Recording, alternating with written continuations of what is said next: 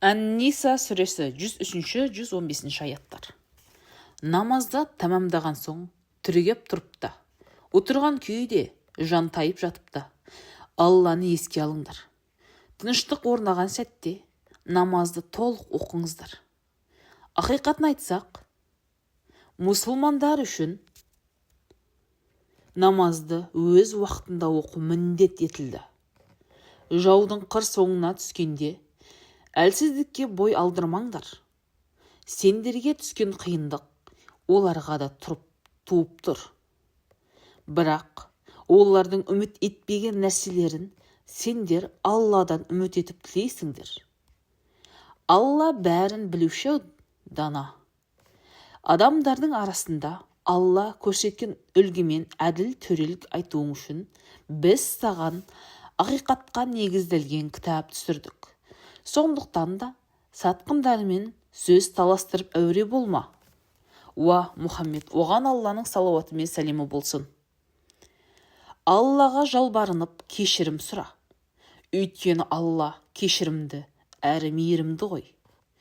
Өздеріне өздері қиянат жасайтындарға жақтаспа. Шын мәнінде Алла сатқындар мен күнәһарларды жақсы көрмейді. Ол пенделер адамдардан ұялып, күнәларын жасырғанмен Алладан қалай жасырсын? Түн жамылып отырып олар Аллаға ұнамайтын сөздер айтады. Алла олардың істеп жүрген істерін толық білуші. Мына фәни дүниеде оларды ақтап алғыларын келіп жақтасасыңдар. Ал қиямет күні Алланың алдында оларды кім ақтамақ? Кім кепілді болмақ? Кім жауыздық іс жасау арқылы өз жанына қиянат етсе, артынан Алладан кешірім сұраса, Алланың кешірімді, рахымды екеніне көзі жетеді.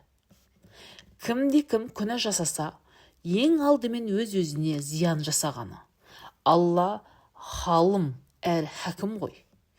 Кім әлде бір қателікке ұрынып, оны күнәсіз жанға жала қылып жапса, онда ол жалған сөйлеген үшін және айқын күнәсі үшін жазаға тартылады. Алланың саған деген фазылы, мейірімі мен рахымы болмаса, олардың біразы сені де ақиқат жолынан адастырғысы келеді.